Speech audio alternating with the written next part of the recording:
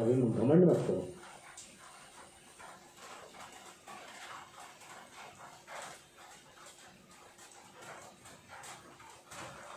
इसी बात को प्रदर्शित करने के लिए आचार्य कहते हैं कि जैसे मान लो किसी को जाति का मद हो जाए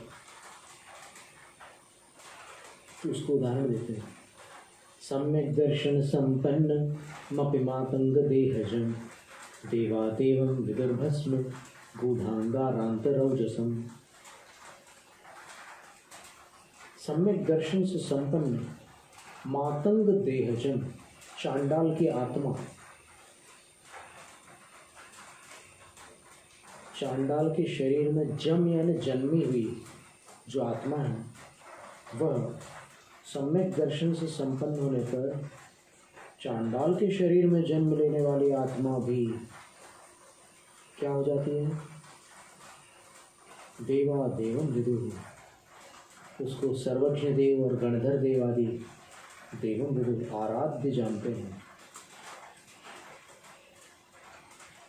यानी चांडाल के शरीर में अगर कोई आत्मा है और वो सम्यक दर्शन से संपन्न है तो भले शरीर चांडाल का है लेकिन फिर भी उस आत्मा को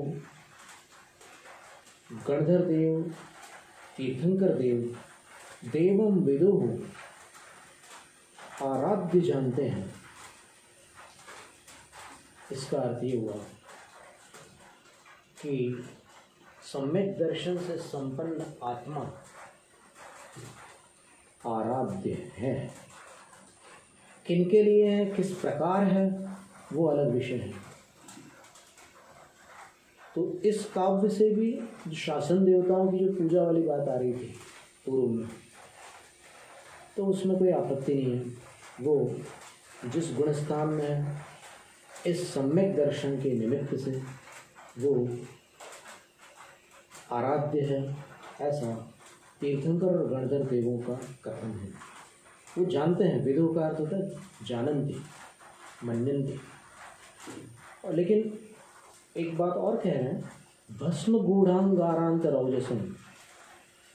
कैसी स्थिति है उस आत्मा की?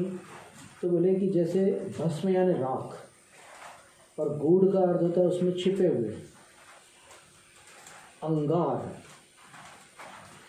ऐसे अंगार जिसको बोलते हैं ना, जलते प्रज्वलित जो कोयले होते हैं उसको अंगार कहते हैं। बुझे हुए कोयलों को भी अंगार कहते हैं।